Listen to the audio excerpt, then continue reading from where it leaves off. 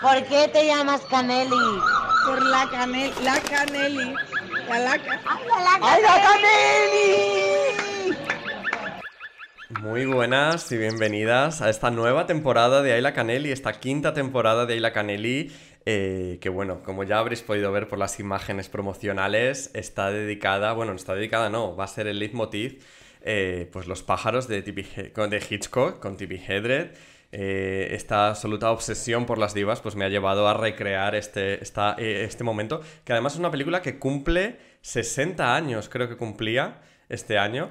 Así que, pues ahí está mi homenaje a, por un lado, Tippi Hedren y por otro lado a uno de los creadores más, increíbles del siglo XX del cine, que no es otro que Alfred Hitchcock. Y para este homenaje que vamos a hacerle a Alfred Hitchcock, ya desde el primer capítulo de la quinta temporada de Ayla Canelli, tengo un invitado de absoluto lujo, experto, por supuesto, en esto. Y es que además, esto no es solo un especial Hitchcock, sino que es un crossover con Amargor de Juan Flan, que está aquí con nosotros. Hola, buenas noches, buenas tardes, buenos días a todas las amigas de la Canelli y a todas las amigas de Amargor. Efectivamente, Canelli, cariño, esto es un crossover divino para empezar también mi temporada. Claro. Que empieza un poquito después que la tuya, pero si nuestros oyentes quieren enterarse de la historia completa de Alfred Hitchcock, tendrán que escuchar tu capítulo primero. Efectivamente. Y después el mío.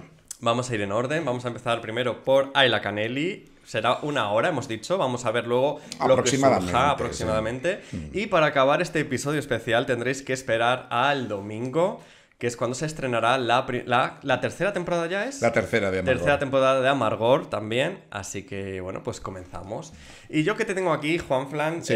Yo siempre he querido, bueno, ya has venido por aquí por el podcast, estuviste con Canellis y Dragonas junto a Mixta, que hicimos este especial reunión de las Juanetes. Yo luego, pues, contigo también he colaborado en los fanzines aquellos de Julián, no sé si te acuerdas, sí, que hicimos aquel crossover también nuestro con las grandes divas. Sí, sí. Y yo siempre había querido como traerte a esta parte, al cine. Porque yo, pues, de alguna forma también te admiro bastante en ese sentido. Eres director de cine también. Sí, muchas gracias, Canelli. Hay que recordarlo porque, claro, eres tantas cosas que a veces se pierde, ¿no? Pues sí, sí. Guionista también de algunas series de éxito hace unas temporadas. ¿De dónde surge para ti esta fascinación por Hitchcock? Pues surge de la infancia, como casi todas las cosas que nos pasan en la vida. Surge de la infancia, de haber visto de muy pequeño Psicosis, de que me traumatizara, de que me traumatizara real, y de la fascinación que me produjo el universo que Hitchcock creaba. Y que yo no conocía porque bueno, era un niño, pero poco a poco hubo, me acuerdo, en la 2, en los años 90... yo ya era más mayor y hicieron un ciclo Hitchcock donde pusieron prácticamente todas sus películas y por supuesto las grabé todas en VHS y a partir de ahí empecé a empaparme de lo que Hitchcock suponía, de la forma de hacer cine de Hitchcock y al final me di cuenta, bueno, es mi opinión personal pero yo creo que es una opinión muy extendida. Hitchcock inventó muchas de las cosas del cine contemporáneo que hoy estamos viendo. El lenguaje cinematográfico propiamente dicho que se utiliza hoy, Hitchcock lo inventó, pero no porque fuera especialmente listo, que yo creo que era muy listo, sino porque cronológicamente le tocó inventárselo, porque empezó en el cine mudo, de modo que empezó a experimentar con formas de narrativa que se inventaba él por una simple cuestión, ya te digo, de que no estaban hechas. Entonces empezó a inventar todo tipo de trucos que se siguen usando hoy y que son muy efectivos a la hora de narrar la tensión, el suspense, el horror. Entonces por eso me fascinó ya desde muy pequeño. ¿Tiene influencias Hitchcock en tu forma de ver el cine y sobre todo de hacer el cine? Sí, absolutamente. O sea, en Chueca-Town podemos encontrar Hitchcock. En Chueca-Town encontramos más Brian De Palma, pero es que Brian De Palma copia a Hitchcock. O sea, la forma de rodar de Brian De Palma es absolutamente hitchcockiana y yo en Chueca-Town metí una escena concreta que es un homenaje a Impacto de Brian De Palma. Es una escena tal cual está en Impacto, una especie de estrangulamiento en un baño. Y luego hay momentos, pues el momento en el que el asesino se acerca a la ducha para intentar matar al que está dentro de la ducha, que el asesino piensa que es Concha Velasco, pero resulta que no es.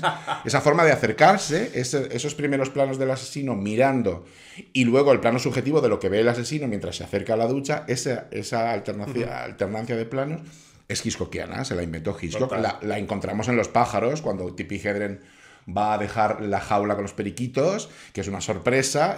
Vemos como ella se acerca a la casa, vemos como la casa se acerca a nosotros. En fin, ese tipo de planificación es hitchcockiana y a mí me fascina porque lo que hace es meter al espectador directamente en la acción. Exacto. No estamos viendo desde fuera, en tercera persona, lo que pasa. Somos partícipes. Que es una cosa que pasa hoy en los videojuegos. Los juegos en primera persona, estamos viendo, estamos imbuidos. Bueno, Hitchcock ya lo hacía desde los años 30. Claro. O 20, si te descuidas. Me encanta este momento de Concha Velasco, nuestra Janet Slate. Particular. Sí. Hablábamos de, bueno, Hitchcock que empezó en el cine mudo. De hecho, él defendía que el cine mudo era la forma pura del cine. Sí. Que luego ya el sonido es como cuando ya todo se estropea, ¿no? Y ya hay que inventarse mil cosas y tal. De hecho, Hitchcock en el cine sonoro rodaba como si estuviera rodando cine mudo, y es muy característico en Hitchcock el hecho de que los personajes están hablando de una cosa que no tiene ningún interés, que es banal, pero están haciendo o pensando o planeando otra cosa que el espectador entiende por la planificación tan exacta que Hitchcock hace. Sí. Hay una película que yo creo que has visto hace poco, según tengo entendido, porque lo he visto en el Twitter, Yo confieso, como Montgomery Clift. Sí. Yo confieso, hay una conversación en la mesa en la que se están hablando de banalidades, las estamos oyendo, esas banalidades, pero mientras tanto, no me acuerdo exactamente, creo que la mujer del asesino está mirando cómo el otro deja la bici o algo así, unas cosas que nosotros como espectadores oímos de fondo la conversación, no nos interesa, porque lo que nos interesa es lo que está pasando. Y además, fíjate que estaba pensando en Yo confieso con esto del cine mudo, porque en Yo confieso hay como un flashback que cuentan cómo se conocieron ellos, tal. Sí. Que el flashback en sí, a mí me parecía como muy cine mudo, porque era como, pues eso, no hablaban, era como acción todo el rato y además como que se movían muy en ese estilo de... Sí, como muy expresionistas, exacto, ¿no? muy expresionista. Que es el momento de la tormenta con Anne Baxter. Sí, Anne Baxter, vamos a ver, quiero decir, es que también estamos hablando de una serie de divas y de personajes y de actores clásicos de Hollywood que todos, o prácticamente todos, trabajaron con Hitchcock, que claro, al ver una nueva película y ver que aparece Anne Baxter, dices, pues aquí está Anne Baxter, pero si en esta está Marlene Dietrich, pero si en esta está... Y ya solo eso, a las cinéfilas como tú y como yo, ya nos llena. Claro. Pero no solo ella, sino ellos también. Claro. Que al final, claro, Hitchcock, a ver, también tendríamos que abordar cómo afrontar la figura de Hitchcock desde el 2023. Sí. Porque él tiene algunas declaraciones, sobre todo en este libro famosísimo que es Hitchcock Truffaut, en donde él ya pues hablaba de sus películas y tal.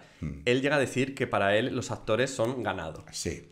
Y entonces en ese sentido también el usar a las grandes estrellas del momento para él le sirve como reclamo para el público. Claro, por supuesto. Además no le gustaba gastar mucho dinero en los actores, ¿eh?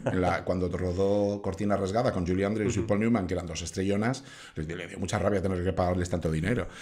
Pero más que eso de los actores son ganado, que en el fondo no deja de ser una butad y que es una especie de broma, Hitchcock es controvertido por cosas mucho más serias y vistas desde hoy...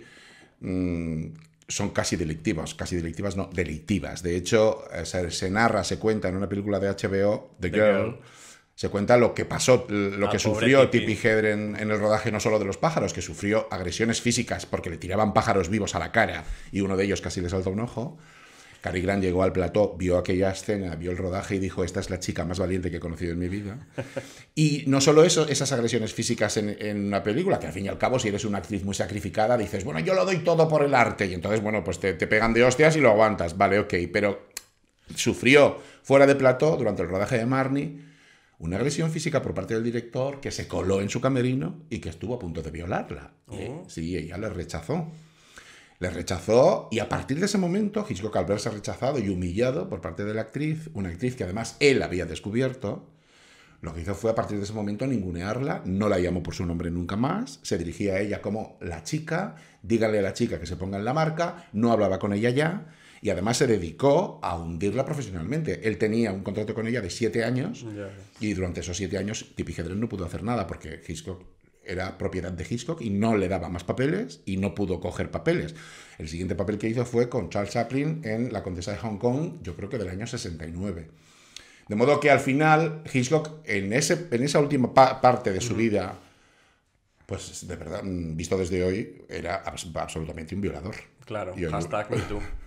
Absolutamente. Y hoy podría ser juzgado y podría acabar en la cárcel por eso. Efectivamente. Pero bueno, en fin, corriendo un tupido velo sobre esta experiencia tan terrorífica, que además tiene que ver también con el hecho de que Hitchcock era muy misógino, porque en las películas maltrata a las mujeres, son las mujeres el objeto de los asesinos, en fin. Cosa que han copiado también otros como Brian De Palma. Brian De Palma lo justifica diciendo que lo que él hace son son los cuentos góticos de la mujer atrapada en el castillo, la mujer que sufre, tal. En fin, no dejan de ser personas misóginas, personas heterosexuales, Total. que tienen un odio soterrado hacia la mujer. No hay que olvidar también que Hitchcock era una persona muy reprimida sexualmente, solamente, se comenta, no sé hasta qué punto es verdad, que solo tuvo una relación sexual en su vida con su mujer y de la cual nació su hija Patricia Hitchcock. Entonces, era una persona a ese nivel, a nivel sexual, muy reprimido, y se ve en sus películas. Sí.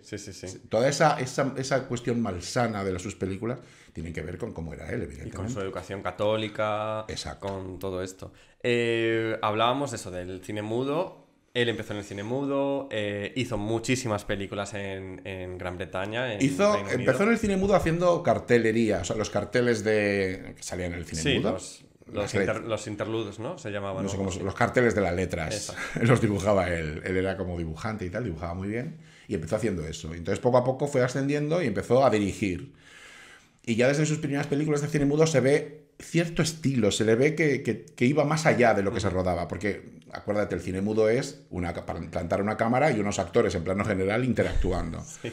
Bueno, eso llega un momento en el que te aburres. Tú como espectador te aburres, pero como director también. Entonces empiezas a investigar y empezó a investigar en todos los lenguajes que luego se fue inventando. Llega incluso a dirigir la primera película sonora del cine británico. Sí, que fue un éxito. Pero nosotros vamos a obviar toda esta primera etapa.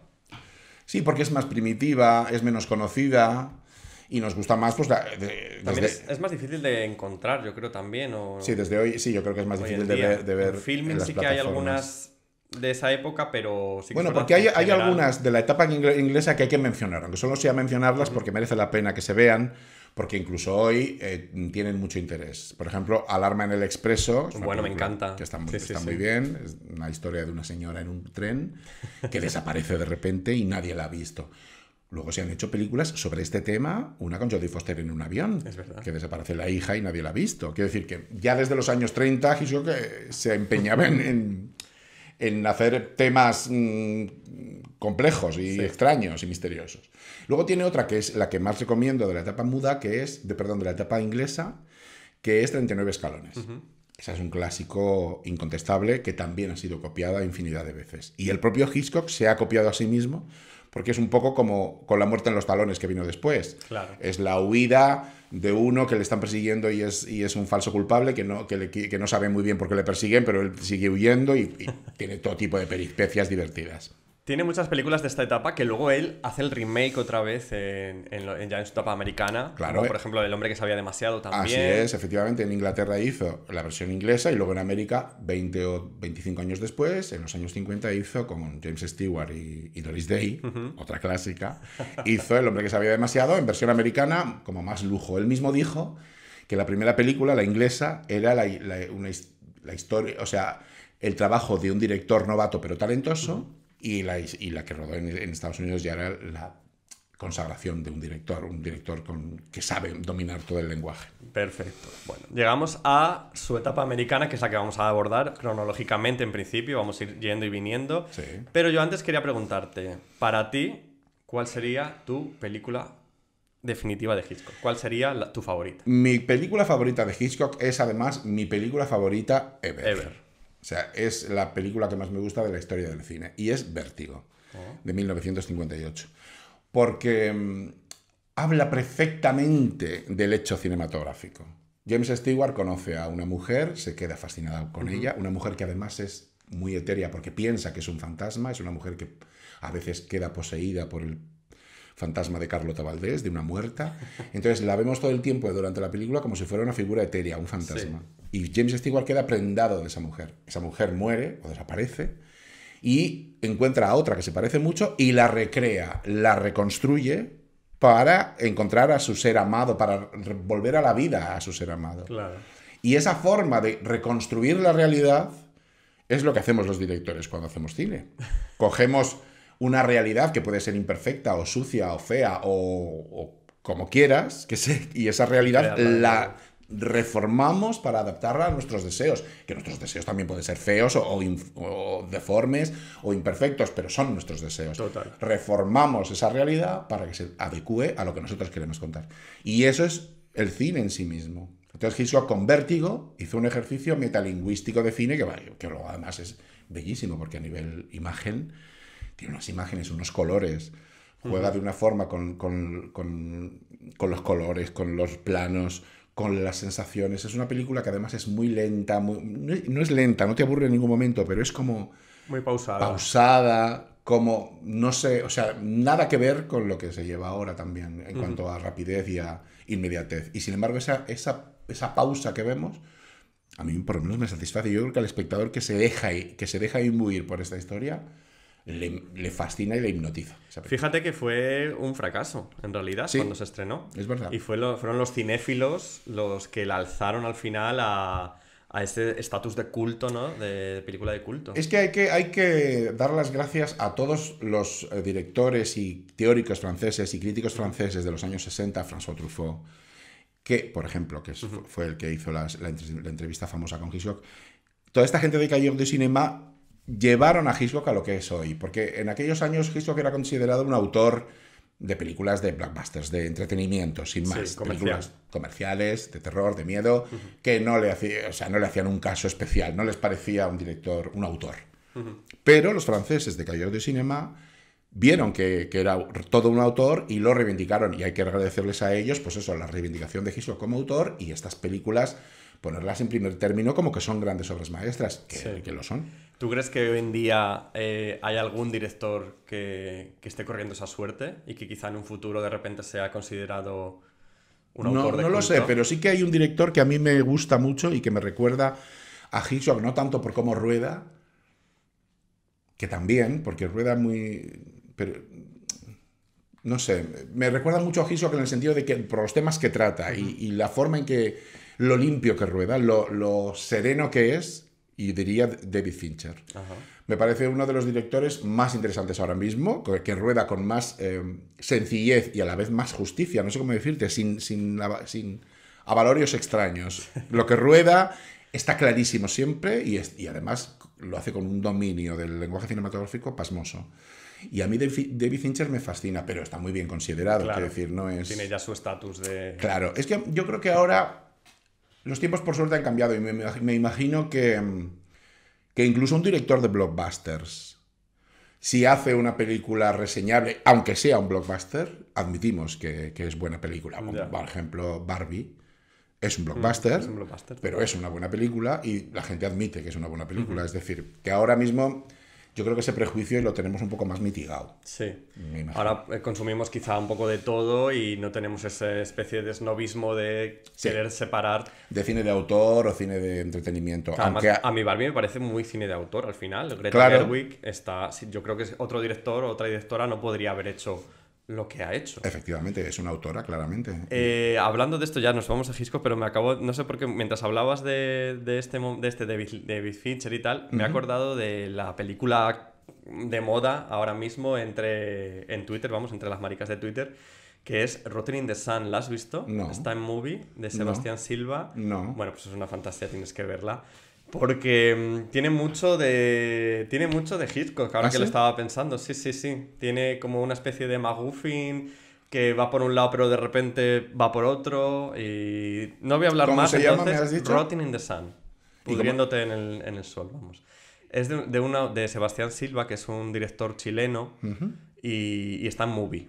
¿Movie O sea, qué es? Movie es como otra plataforma como Filming tal. Pues Ay, pero yo no puedo ya con más plataformas. otra. Ya no puedo. Bueno, Movie tiene una cosa muy, muy guay, que es que te permite invitar a alguien a que vea gratis una película. Ah, pues Entonces invítame a verla. Te mando el enlace. Vale, gracias. Y bueno, pues si yo te digo, anoche soñé que volvía a Manderley. Bueno, es que eso me lleva directamente a Rebecca. A Rebeca. Año 1940, la primera película que Hitchcock rueda en Estados Unidos. Sí. Y a partir de esa película ya todas, o prácticamente todas, las rodó allí en Efectivamente. América, en Estados Unidos. Es un peliculón maravilloso. Es una película muy gay, muy marica, sí. sin pretenderlo, porque evidentemente... Yo creo que Hitchcock no lo pretendía en ningún En momento, absoluto, nunca. en Pero luego absoluto. le salían cosas bastante curiosas. Efectivamente, y hay otros ejemplos que ya hablaremos de ellos. Pero es que en esta película, con el tiempo, los maricones la hemos puesto en un sitio preponderante porque nos parece kitsch, nos parece camp y por las relaciones de los personajes, por cómo ese ama de llaves es un pedazo bollerón. La señora Danvers. La señora Danvers que le enseña las bragas y los sujetadores a la otra. Cójalos. Mire usted qué seda tan fina. Tóquelo. Le incita a que coja la lencería. Y vamos, casi le falta que lo huela.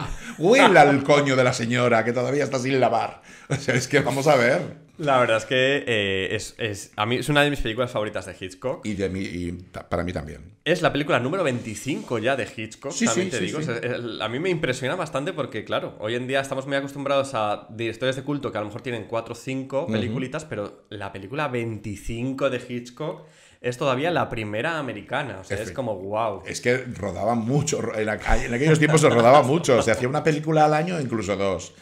Y en esta película Hitchcock, aparte de que la película fue nominada al Oscar, esto lo tenemos Y ganó que decir. la película. Sí, pero Hitchcock no fue nominado como mejor director y no lo fue nunca en toda su carrera. Esta película es muy interesante porque fue una producción de David O. Selznick, que era un productor importantísimo de aquellos tiempos. Produjo Acaba de producir Lo que el viento se llevó, por ejemplo, en anterior. produjo grandes películas de aquellos años que recaudaron una pasta impresionante y entonces apostó por este joven talento que llegaba de Inglaterra y le dio este encargo. ¿Qué pasó? Que Selznick quería controlar el producto. Claro. Y quería hacer una película a su modo.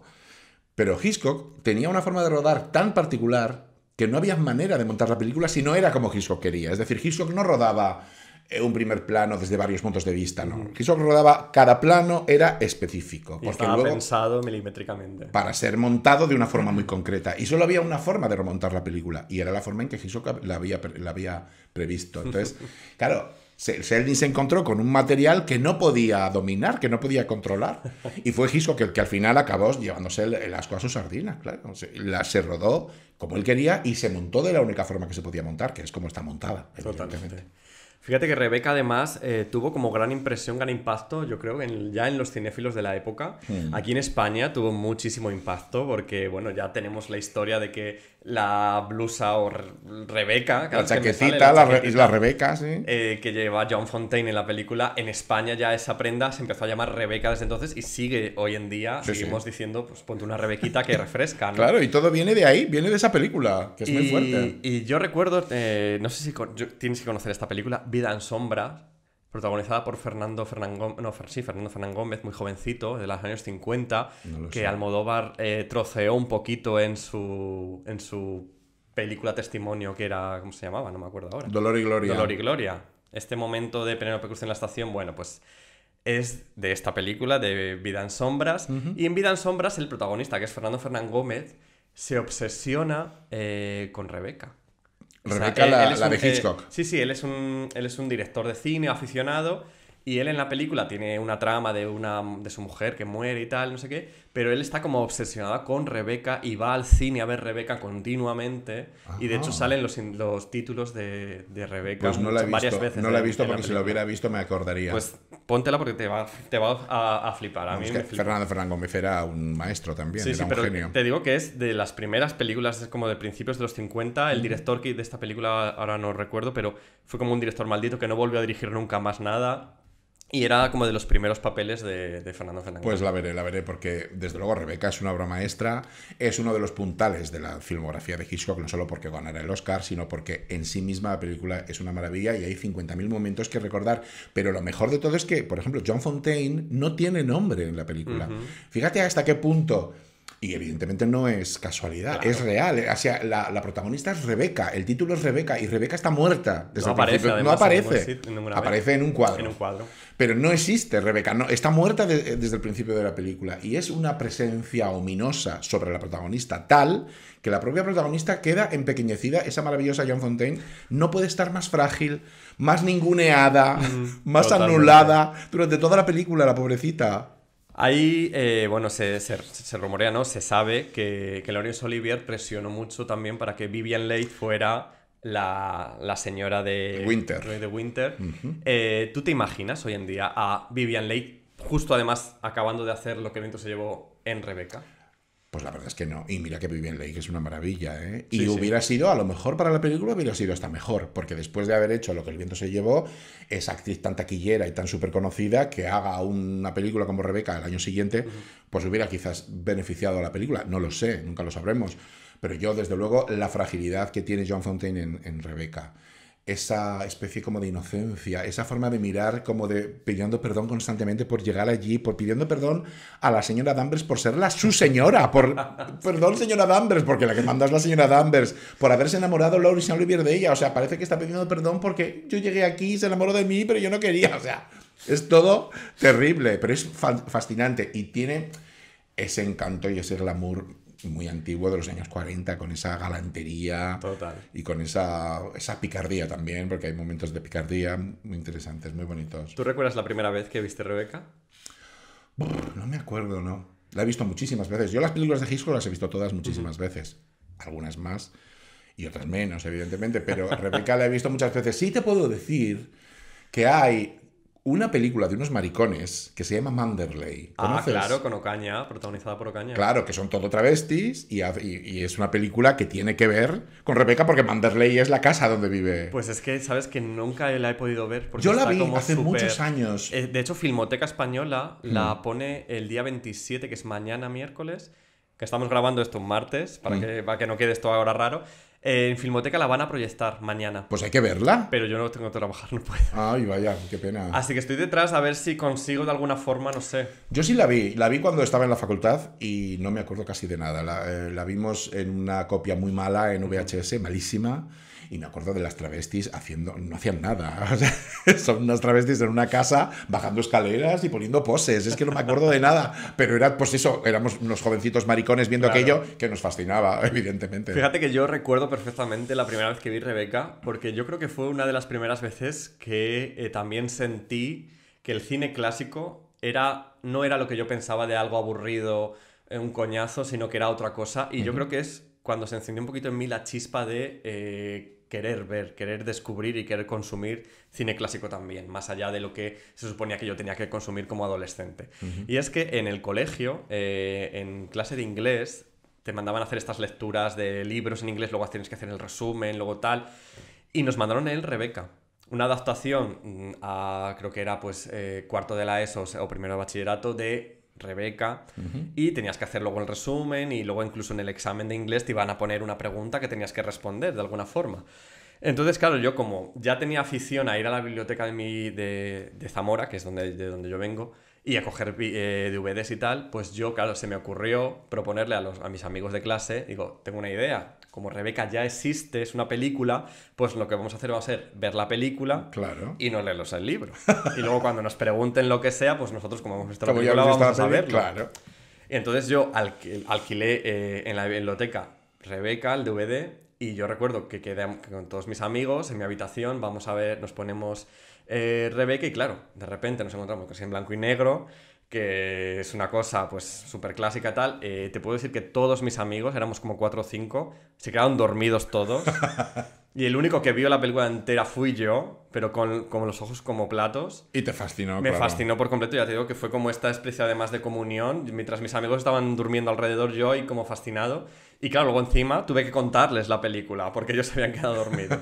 Entonces se me ha quedado ya como grabado siempre ese primer recuerdo de Rebecca, y para mí Rebecca también, pues de alguna forma he vuelto allá luego años después, entendiendo también otros subtextos que a lo mejor en ese momento no entendí, y me fascina por completo ya, porque me parece una absoluta obra maestra. Es una obra maestra ya desde el principio, el inicio, anoche soñé que volvía a Manderley, que es una frase que ha quedado para la posteridad, ese traveling por esa maqueta, que evidentemente vemos que es una maqueta, que atraviesa las rejas, que son como una cortina, todo eso es fascinante. Y ese final con Manderley ardiendo, con la señora Danvers pereciendo entre las llamas, eso es novela gótica de toda la vida. Total. O sea, son imágenes góticas clásicas que han sido 1000 veces, a las que hemos recurrido 1000 veces. Ahí es un clásico a todos los niveles. No digo que se haya inventado nada, porque Hitchcock quizá no inventó nada, pero sí recreó todo lo que tiene que ver con lo gótico, con esas mansiones, con esos el incendio del final, esa tragedia, esa grandilocuencia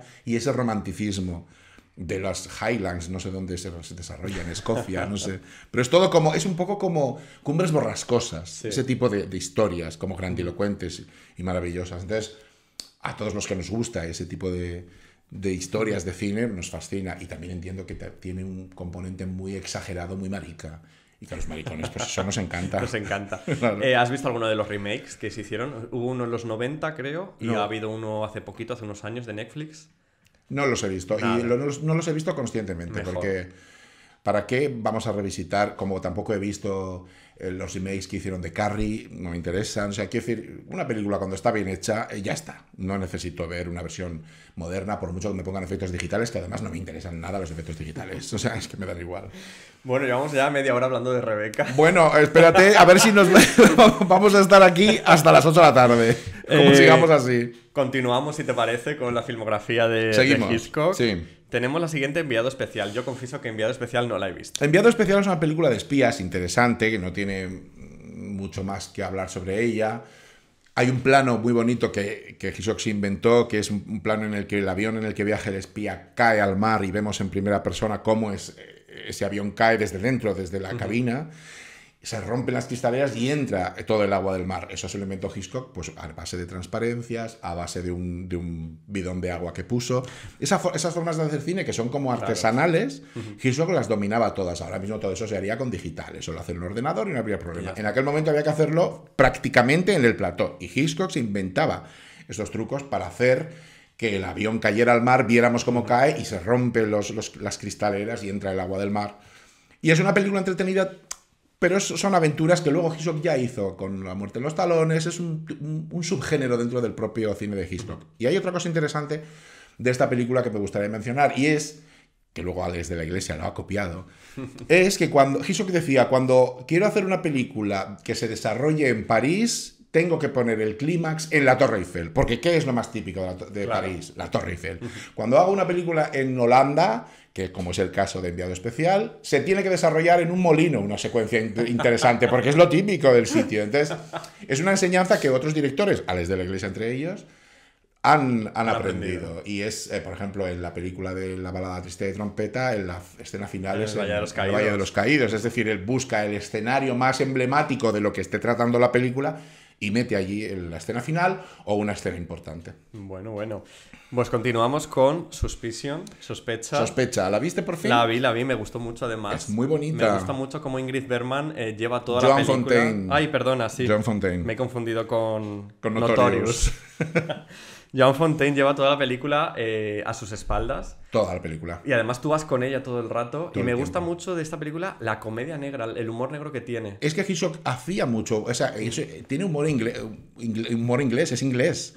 Entonces, toda esta forma, esta retranca que tienen los ingleses, Hitchcock la tenía, y a pesar de que trataba, sus temas eran terror o misterio, o tensión o suspense, metía mucho humor en todas sus películas. Y ya hablaremos porque hay muchísimas. Frenesí, que habrás visto también, sí. también tiene mucho humor inglés. A pesar Sí, es de eso, verdad. Se Es una nota película mucho. durísima, con unos estrangulamientos durísimos. Entonces, en Sospecha, hay mucho humor inglés y se está todo el rato tratando el tema del asesino, que se supone que es Cary Grant, que va a matar a su mujer. Quiero decir que el tema no podía ser más duro.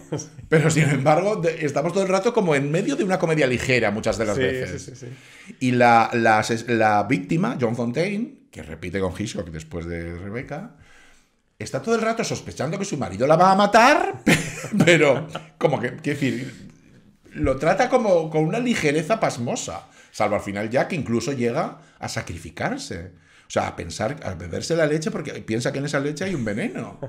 Pero se la bebe, creo, no me acuerdo No, ya. al final no se la bebe Hace ya. tiempo que no la veo. No se la bebe al final. ¿No se la bebe? No se la bebe. Ah, vale. Pues el caso es que hay una cosa con Sospecha interesante. Es que yo creo que Hitchcock sí tenía intención de que el asesino fuera Cary Cary Grant. Grant. Es decir, la historia es Cary Grant es un vividor que se casa con una que tiene dinero y, bueno, parece todo el tiempo que la quiere matar para heredar. Supongo que sí. iba por ahí. Es que hace tiempo que no la veo.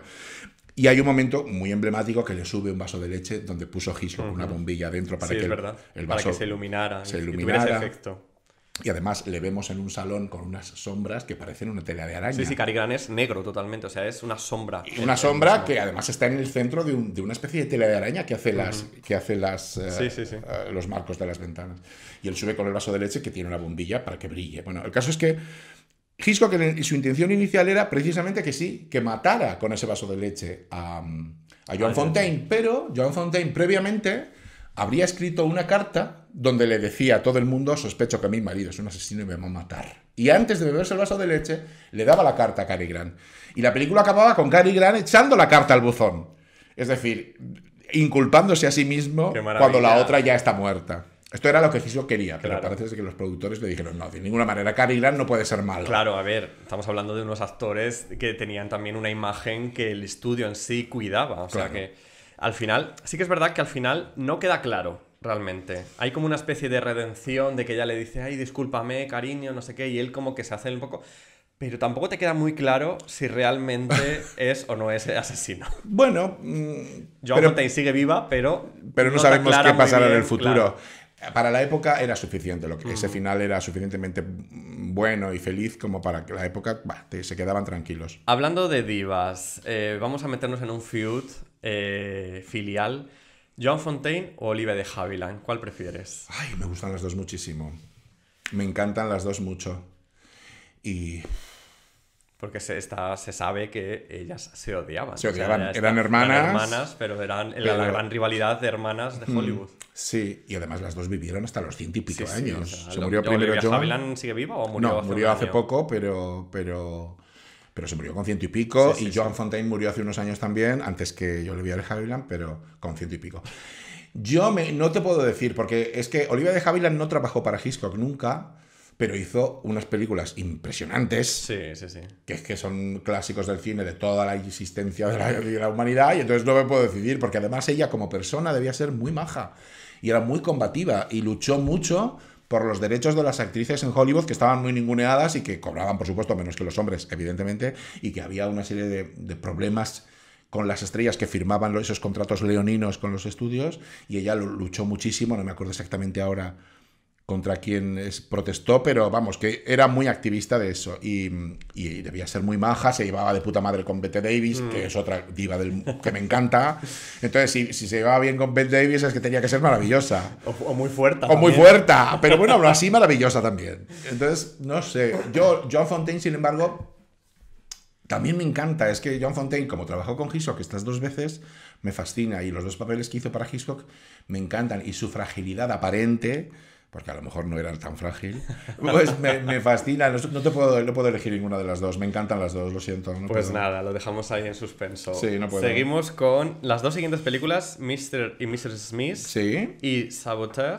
Yo no las he visto. Vale, bueno, vamos a pasar por encima, porque Mr. y Mrs. Smith es la única comedia que hizo Hitchcock y no estaba muy dotado para la comedia. La forma de rodar de Hitchcock no se adapta muy bien a la comedia, porque Hitchcock, ya hemos dicho, se mete dentro de la acción, se mete dentro de la mente de los personajes, y en una comedia lo que tenemos que ver es gente discutiendo, gente corriendo para adelante y para atrás en tercera persona, es decir, no hace falta que nos metamos en la mente de los personajes, y Hitchcock no rueda de la forma en que la comedia hace falta. Entonces, la película es interesante, sobre todo porque sale Carole Lombard, que es un pedazo de actrizón maravilloso, y se debían llevar además de maravilla Hitchcock y ella. Y Carole Lombard debía ser como persona un descontrol maravilloso, de como estas grandes divas del momento, que murió muy joven, por desgracia, en un accidente aéreo. Y entonces, Carole Lombard siempre da gusto verla, y es un animal escénico, y entonces solo por eso merecería la pena, pero no es, dentro de la filmografía de Hitchcock, no es de las mejores. Y luego Saboteur es también la típica película de Hitchcock de espías, un poco como Con la muerte en los talones, en ese plan, como 39 escalones, donde hay un saboteador que monta un pollo, que quiere destrozar, yo creo que es nazi, y entonces estamos hablando de los años 40, sí. Todavía creo que la guerra no ha acabado, la Segunda Guerra Mundial, entonces el rollo de los nazis estaba muy presente. Entonces este es un saboteador nazi que quiere como cargarse unos barcos, y no me acuerdo muy bien. El caso es que el protagonista descubre todo este complot y trata de impedirlo, y entonces pues es un poco como La muerte en los talones, va de aquí para allá tratando de impedir la conspiración, al final lo consigue, por supuesto, y es este tipo de aventuras hitchcockianas de carretera, de ir para todos los lados. Hay una cosa interesante en esta película y es que hay un momento en el que los protagonistas se paran, porque también pasa lo de siempre. El chico encuentra a una chica a la que obliga a ir con él, porque claro, tienen que ir dos, tiene que ser una pareja. Entonces la chica le agarra y como que la medio secuestra para que le ayude y al final se acaban enamorando, lógicamente. Y entonces hay un momento por la noche que se encuentran con una caravana de un circo. Madre mía. Y entonces viene la policía y la chica dice, viene la policía, no, pues disimula, tal, no sé qué. Y lo interesante de la película es que contó Hitchcock que como no tenían el plató, era rodado en plató, una carretera en un plató, como no tenían el plató muy grande, lo que hizo fue, los del fondo, las personas del fondo del circo eran niños para que pareciera el plató más grande, o sea, los empequeñeció físicamente para que los del fondo parecieran hombres más pequeñitos para ampliar el espacio, y empequeñeció también los vagones del circo y todo. Este tipo de trucos que se hacían en la época, porque cuando no había dinero, cuando no hay dinero o no hay medios, Hay que aflorar, tiene que aflorar la imaginación. Claro, se te despierta la imaginación. La sombra de una duda. Esto es una obra maestra. Esta la tienen que ver. Todos tus oyentes tienen que ver La sombra de una duda, porque además es la película que a Hitchcock más le gustaba de todas las que él hizo. Las razones exactas no sé, pero a él era la película... Su película favorita. Su película favorita, de la que más satisfecho parece que se quedó. Y es que es una película que está muy bien. Tú la has visto hace poco. Sí. La tienes que tener más reciente que yo. Sí. Además, al final es un poco similar a Sospecha, la trama. Sí. Es una mujer, en este caso es la sobrina del asesino, que sabemos que sí que es un asesino. En este caso sí, el público sí lo sabe. Desde el primer momento de la película, sí. Lo que pasa que, claro, de cara a su familia es como un ser, es el tío Charlie, que es como, guau, el mejor tío, lo más. De hecho, Teresa Wright, que es la actriz, empieza la película como admirando a su tío, deseando vivir y que compartir todo con su tío, y de repente es ella la que empieza a darle la vuelta y a darse cuenta de que está pasando algo. Claro, de que el asesino, o sea, de que el tío esconde un secreto. Esconde un secreto. Muy y turbio. En este caso, me parece el personaje de ella es como uno de los... No sé, a mí me gustó mucho cómo lo lleva ella.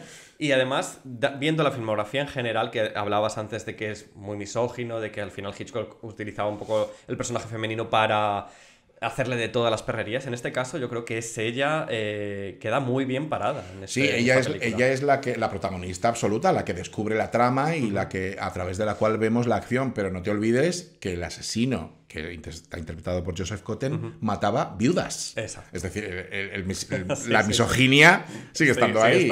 Joseph Cotten mata viudas para heredar, para quedarse con sus cosas. Y es una cosa que Teresa Wright, la protagonista, descubre poco a poco. Y es muy interesante porque hay un retrato muy bonito también sobre los pueblos del medio oeste americano. Se desarrolla todo en una especie de pueblo idílico americano, con ese guardia de tráfico que sonriente. Y que conoce a todos los ciudadanos. Que conoce a todos, que saluda a todos. Entonces, toda esa historia idílica, donde se mete un elemento extraño y morboso y malvado, es un tema también de Hitchcock, donde mete lo extraño y lo monstruoso dentro de una aparente tranquilidad. La corrupción un poco de la cotidianidad, ¿no? Exacto. Ese es un tema hitchcockiano de siempre. Total. Meter el horror, meter la monstruosidad dentro de un sitio aparentemente agradable y tranquilo. Y eso es un tema que además muchas películas de terror tratan de eso ahora ya.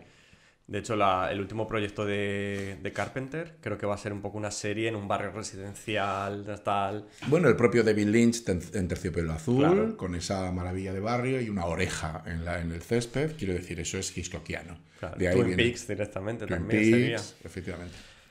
Continuamos. Sí. Venga, pues vamos con Náufragos, Lifeboat, que yo te diré que es de las que he visto ahora para hacer este especial y esta especie de ciclo que me he hecho yo mismo de Hitchcock. Es la que más me ha gustado. ¿Ah, sí? Me ha fascinado absolutamente. Bueno, es que es muy con fascinante. esa Tallulah Bankhead. Es fascinante. Y al final, yo creo que lo hablé contigo por WhatsApp cuando la vi.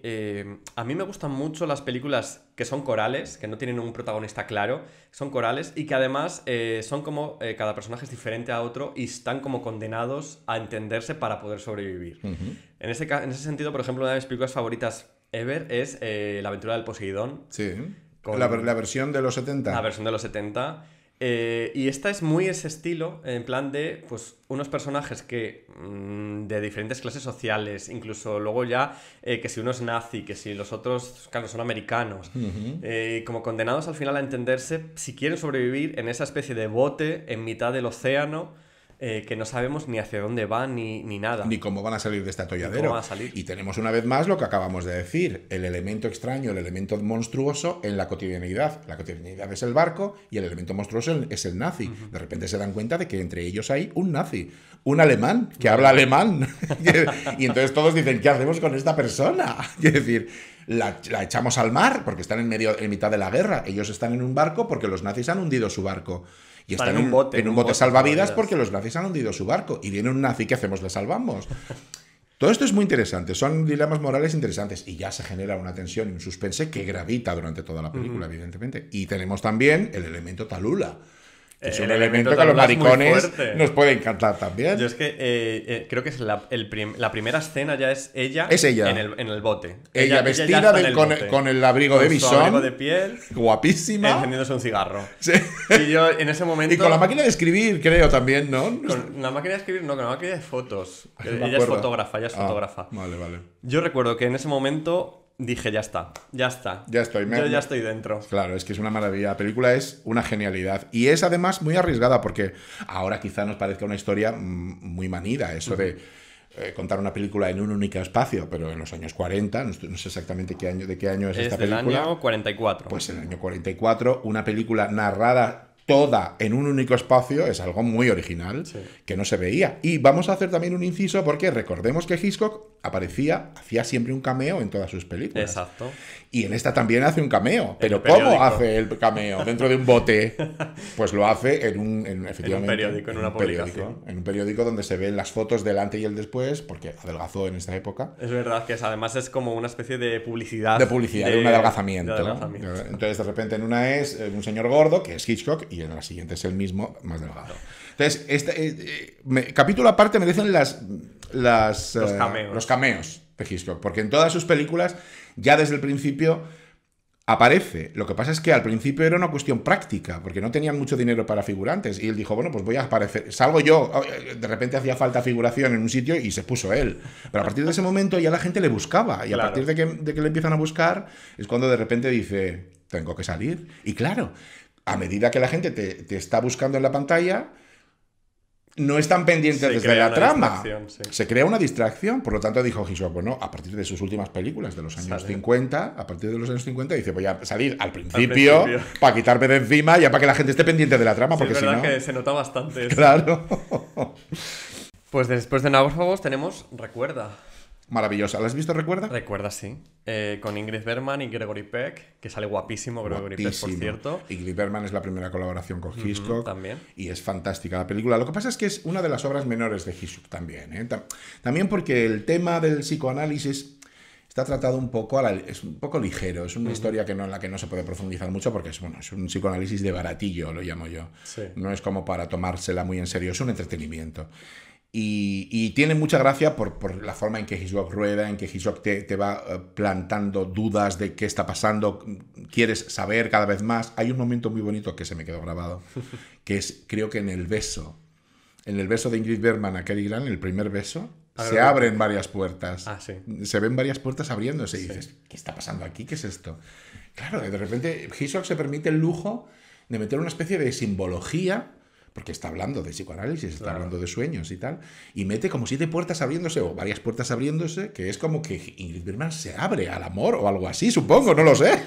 Totalmente, además tiene este momento de colaboración con Dalí, Sí. en esa escena del sueño y todo esto. Estas, pues como estamos diciendo, psicoanálisis, creación onírica, que eso a Dalí se le daba muy bien. Sí, le encargó una escena onírica a Salvador Dalí, que la diseñó, y entonces pues ahí está una especie de cortometraje dentro de la película, que es un sueño diseñado por Salvador Dalí. Ya solo eso también merece la pena verlo. Pues sí. Continuamos con Encadenados, Notorious, siguiente colaboración con Ingrid Bergman y en esta ocasión Cary Grant. Sí. Tenemos ese famoso beso también, que de alguna forma Hitchcock decía que para él era una especie de regalo al público, ¿no? Para que se sintieran como que estaban haciendo un trío con Cary Grant y con Ingrid Bergman. Claro, es que Hitchcock era muy morboso en ese sentido. Por eso te digo que era muy reprimido sexualmente, porque todas estas cosas le encantaba rodarlas, los besos. Hay un beso, un primerísimo primer plano, si te acuerdas, en Marnie, de Sean Connery con Tippi Hedren en la puerta, que es un beso que es casi pornográfico de lo cercano que está. Los labios son enormes en la pantalla. Hitchcock le encantaban estas cosas, por eso digo que era un poco reprimido. Y en este caso había el código Hays de Hitchcock, o sea, de Hollywood, decía que los besos no podían durar más de un determinado tiempo en pantalla, no sé, 1 segundo, 2 segundos, no me acuerdo. Entonces, Hitchcock dijo, ¿cómo? ¿Un beso de 1 segundo? No, yo quiero un beso larguísimo. Entonces lo que hizo fue llevarles a los dos desde la terraza, en un plano secuencia, desde la terraza hasta la puerta de salida, que se va Cary Grant y le está despidiendo la otra, y se va besando con él, interrumpiendo el beso, acariciando, besando, pero todo en un primer plano de los dos, de un beso que dura, pues eso, todo lo que dura desde la terraza hasta la puerta, que son, pues, no sé, 2 minutos, no sé lo que dura, muchísimo. Entonces Hitchcock quería... Se atrevía muchas veces a saltarse esas normas impuestas y él iba por la vida reivindicando su forma de hacer cine y que la censura o el código Hays o quien fuera no lo iban a parar. Y también lo demostró después en Psicosis, de la cual ya hablaremos. Bueno. Pero no podemos dejar de hablar de Notorious, de Encadenados, porque es una de las obras maestras de Hitchcock, de su época de blanco y negro, de su época hollywoodiense, de su época...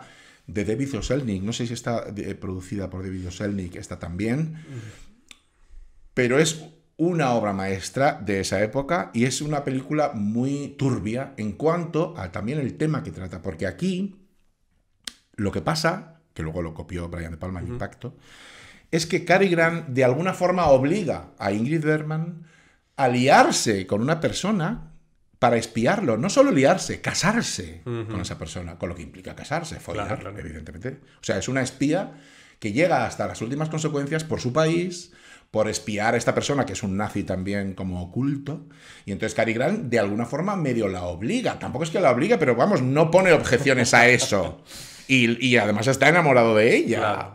Entonces, y además gravita también en la sombra del alcoholismo, se supone que Ingrid Bergman fue alcohólica, y entonces poco a poco piensa Cary Grant que está volviendo a las andadas, cuando en realidad lo que pasa es que la están envenenando. Todo eso es interesantísimo y las implicaciones que hay son muy turbias y muy... que incluso hoy son un poco escandalosas las cosas de las que se habla. Lo que pasa es claro, se cuentan de una forma muy soterrada, muy soterrada para que evidentemente la censura la pueda permitir la película, pero son cosas muy turbias las que hablaba Hitchcock. Bueno, continuamos con el proceso Paradigm, que es otra de las películas que no he visto. El proceso Paradigm, yo sí que creo que es la última producción de Hitchcock para David O. Selznick, y yo creo que por ser la última, Hitchcock también estaba un poco... se descuidó un poco y es una película bastante menor. Es interesante porque la protagonista es Alida Valli, que es una actriz fascinante y que hay que recuperar. Alida Valli, de mayor, está en Suspiria. Ya bastante mayor estaba ahí. Y es una de las protagonistas de Los ojos sin rostro. Si te acuerdas, ¿has visto Los ojos sin rostro? Sí. Empieza la película con Alida Valli en un coche metida, que está huyendo, si no me equivoco. Alida Valli es una actriz clásica también del Tercer Hombre. ¿Te acuerdas de la película con Joseph Cotten, El Tercer Hombre? Alida Valli es la protagonista femenina de esa película. Es una actriz clásica que ha hecho obras maestras. Y esta película no es una obra maestra, el proceso Paradigm, pero merece la pena por ella y porque, bueno, es un Hitchcock y siempre hay algo en los Hitchcock que son interesantes. Aquí la película va de que esta mujer, Alida Valli, está acusada de haber matado a su marido y es un juicio, la están juzgando por este hecho. Entonces, durante toda la película no sabes muy bien si es cierto o no, y no voy a contar más por si la veis, pero bueno, es uno de los Hitchcock más prescindibles. También sale Charles Laughton, es verdad. Charles Laughton creo que es el juez. Y Charles Laughton es interesante porque es un actorazo, o el director de La noche del cazador, es la única película que realizó, y sale en esa maravillosa película que parece de Hitchcock, pero no lo es, que es Testigo de cargo, que es uno de los protagonistas también.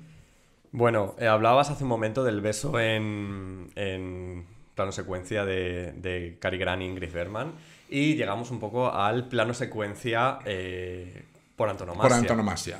Que es la soga. Exacto. La soga que además está... a mí me gusta especialmente porque tiene ese contexto homoerótico, marica, Que además se supone que Hitchcock, en su momento de buscar historias a las que rodar, es lo que le interesó, ¿no? Que estaba basado en una historia real de dos asesinos que además eran homosexuales, que eran pareja ellos dos. Sí, eran pareja. Y aquí, bueno, no se ve claramente que sean pareja, pero son muy amigos. Entonces, Demasiado. demasiado amigos. Y también se encargan de matar a uno. De hecho, la película empieza con el estrangulamiento de esta persona.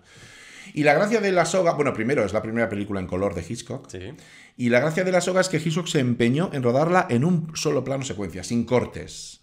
Y lo consigue a medias. En la época era imposible también. Técnicamente en la época era imposible, Claro. porque los rollos de película duraban 10 minutos y había que cortar cada 10 minutos. ¿Cómo cortaba para mantener la continuidad? Bueno, pues en la espalda de un personaje. O de repente, al abrir el arcón, la cámara se va hacia la tapa del arcón. Fíjate que En varios momentos me así. recuerda un poco este momento de Hitchcock buscándose las castañas para hacer el plano secuencia a el TikTok hoy en día. Claro. Cuando yo, por ejemplo, las travestis que hacemos esto de que primero nos grabamos así como Y tapas sin la- maquillar tapas y de la repente cámara. haces así con la brocha o pones la mano y de repente eso, ya estás Exacto. maquilladísima. Es que es exactamente Es total, eso. Sí, fíjate. Hitchcock inventó el TikTok. Es verdad. Es que es exactamente eso. Es la forma en que él se lo montaba para mantener la continuidad de ese plano secuencia. Total. La gracia también es que en aquella época, año 49, hace muchísimos años de esto, las cámaras eran armatostes de un calibre que pesaban quintales, eran monstruos, eran aparatos gigantescos y las cámaras para película en color más. Entonces, claro, había que mover ese aparato en ese pequeño escenario, en ese salón, porque todo se desarrolla en un salón y una cocina y un hall, un recibidor. Y había que mover ese aparato porque no había que cortar nada, había que seguir a los personajes, ahora van a la cocina, luego vienen de la cocina, luego van para allá, y todo eso perfectamente planificado, todo el equipo coordinado para que eso funcionara, y todos los utileros quitando y poniendo muebles porque teníamos que dejar pasar a la cámara. Es decir, hay que dejar pasar a la cámara pues, rápidamente en silencio, todos, por supuesto, todos los muebles con ruedas, todo con moqueta para que no se oyera nada, porque había sonido directo. Y entonces todo el rato moviendo todo, moviendo paredes Ya. para que la cámara pasara. Y hay muchos momentos que si te fijas, si ves la película más de una vez, hay momentos que no pueden ser físicamente. Que cuando de repente la cámara está en un determinado momento, ves un sillón concreto en un sitio, la cámara se va a hacer otras cosas y cuando vuelve ese sillón está o da una vuelta o en el quinto coño o directamente no está. Hay un momento en el que la cámara se coloca detrás de uno de los protagonistas, que no me acuerdo quién es, y te das cuenta que no puede ser que esa cámara llegue allí, que han movido el sillón. En un primer visionado no te das cuenta. Claro, claro. Si la ves varias veces, sí. Es decir, cuando se pone la cámara ahí, te das cuenta que ese sillón con esa persona estaban, por supuesto, en el otro lado, que no pueden estar ahí. Pero Hitchcock lo montaba todo para que todo el montaje de una película se hiciera en directo y con la cámara. Y eso, bueno, tiene un mérito que es impresionante. O sea, es algo que yo creo que no se ha hecho más veces después, pero claro, con trucos digitales, así Claro. cualquiera. Bueno, con trucos digitales se hace de todo. ¿Cuál sería tu plano secuencia favorito de la serie del cine, aparte de La soga? Oh, hay muchos. Es que Hitchcock tiene unos cuantos muy interesantes. Uno en frenesí muy sencillo, me fascina, que es el momento en el que matan a Babs, el de las escaleras. Que luego al salir a luego la sale. calle se corta en un saco de patatas. Sí. Ese, por ejemplo, es fascinante. Pero es fascinante porque esos planos ahora mismo se harían facilísimos, se harían Claro. con una sencillez, pero en aquel momento eran muy difíciles de planificar y de hacer. Y de, sobre todo, imaginar. Hoy en día podemos imaginar lo que queramos porque sabemos que lo podemos hacer todo. Pero en aquel momento, cuando tú tienes impedimentos físicos, tu propia mente, que tu mente vaya más allá de los impedimentos físicos ya es un talento. Y que al ir más allá de los impedimentos físicos lo consigas hacer, eso es una maravilla. Entonces yo, en planos secuencias de Hitchcock, tengo muchísimos que me encantan. Muchísimos. Otro en Psicosis, cuando la cámara sube las escaleras, se coloca en el cenit, miramos desde arriba ese descansillo. Es que hay muchísimos. Pero no de Hitchcock, sino en general te hablaba. Yo, por ejemplo, siempre que pienso en plano secuencia, pienso en el wannabe de las Spice Girls. ¿Ah, sí? En el videoclip. Ah, claro, es un plano Es un plano secuencia. secuencia. Y además está hecho también en una época en la que no había retoques digitales. Exacto. Y si los había eran carísimos y muy mínimos. De hecho, ese plano secuencia tiene que estar hecho real. O sea, en el... ¿No? Es que no sé cómo lo rodaron. Sí, en el hotel este famoso de San Pancras. Yo no, en ese no. Claro, tú eres más de la época de Spice Girls. Yo era muy mayor y a mí estas chicas me parecían unas absurdas. Luego las he reivindicado con los años, pero en su momento dije, qué absurdas son estas chicas. Pero en el cine hay muchísimos planos secuencias que me fascinan. Berlanga era muy de plano secuencia también. Sí, lo que pasa es que Berlanga era más de filmar actores hablando. Entonces ponía la cámara y los actores evolucionaban dentro del plano, él movía la cámara discretamente. Hitchcock era más de meterse en la acción, de que la cámara funcionara como parte de la acción. Entonces, hay tantísimos que es que no te podría decir. Brian De Palma es otro que hace unos planos secuencias fascinantes. El plano secuencia de inicio de La Guerra de las Vanidades, que no es ninguna gran película, pero el inicio son como 10 minutos de plano secuencia, es impresionante también. Si no has visto La Guerra de las Vanidades, pues sale Melanie Griffith, merece la pena. Y es una película que no es buena, pero solo por Melanie Griffith yo la vería. Que es la hija, por cierto, de Tippi Hedren. Sí. Ya lo saben nuestros oyentes. Y quien no lo sepa, se lo digo yo. Hay muchos planos secuencias. Ahora mismo no caigo cuál es el que más me gusta. Y seguro que caeré más tarde cuando ya no esté aquí. Bueno, así que no sé. Pero he dicho unos cuantos. En tus redes. Eso. Primera colaboración en la soga de con James Stewart. Sí. Que luego hará varias películas con él. Tenemos también una primera colaboración con Farley Grant, que luego también... Farley Granger, sí, o como se llame. Que luego tendrá otras películas. Y en este caso, John Deel, que es el tercero en discordia del grupo, del trío tal... Era homosexual realmente. O sea, que era como que a él la idea de hacer esta película le causaba cierta gracia. Al actor. ¿no? Al actor, por ser homosexual. De hecho, en ese sentido, Montgomery Clift rechazó el papel. Cuando también era homosexual. Claro, porque él temía que él les pusiera de alguna forma. Sí, bueno, es que en aquella época era muy duro todo esto. Y por otra parte, nuestros oyentes que no se piensen que en la película se explicita nada de esto. No, nada. No hay ninguna explicitación con respecto a la inclinación sexual de nadie. Es decir, bueno, se supone que son todos heterosexuales. Se supone. Pero estos dos son tan amigos que en comandita matan a una persona por el simple placer de asesinar y de ocultar el cadáver ante los demás, montan una fiesta encima del cadáver. Y el momento de James Stewart siendo el tutor de ellos es también como... Se ve también como que es un poco el marica mayor que las ha instruido. Y en ese sentido, Cary Grant fue una de las opciones antes de James Stewart y rechazó también el papel un poco porque también era gay, Cary Grant. Claro. También tenía relaciones homosexuales. A mí me gusta mucho el cameo de Hitchcock en esta película. No lo vamos a decir. Vamos a dejar a ver si me acuerdo cuál es. Ah, vale, ya me acuerdo. Vamos a dejar que la audiencia vea la película y lo averigüe. Sí. Bueno, llevamos una hora justa de... Bueno, seguimos un poquito más. ¿Seguimos un poquito más? Sí, venga. Porque si no es que va a ser muy largo mi podcast después. Pues seguimos con Atormentada, Under Capricorn. Es otra película de las que yo no he visto. Yo creo que ya es la última que no he visto. El resto ya las he visto todas. Bueno, pues Atormentada también es un Hitchcock menor. Lo que pasa es que aquí quiso llevar un poco más allá, no un poco más allá, sino que quiso repetir el truco de la soga. Quiso hacer también planos secuencia muy largos y cortar lo menos posible. No es una película en un solo plano, porque hay muchos cortes, pero sí que hay planos secuencias larguísimos que además están, yo creo que menos justificados. Porque aquí es una película clásica de época, se desarrolla en Australia en el siglo XVIII, me parece, XVIII. La protagonista es Ingrid Bergman, en la última colaboración que hizo para Hitchcock, en la cual, bueno, pues la pobre la hacen sufrir muchísimo porque la ponen una cabeza de una especie de momia extraña en la cama, lo pasa muy mal. Entonces... Es un poco el precedente del Padrino con el caballo. Bueno, sí, podría ser.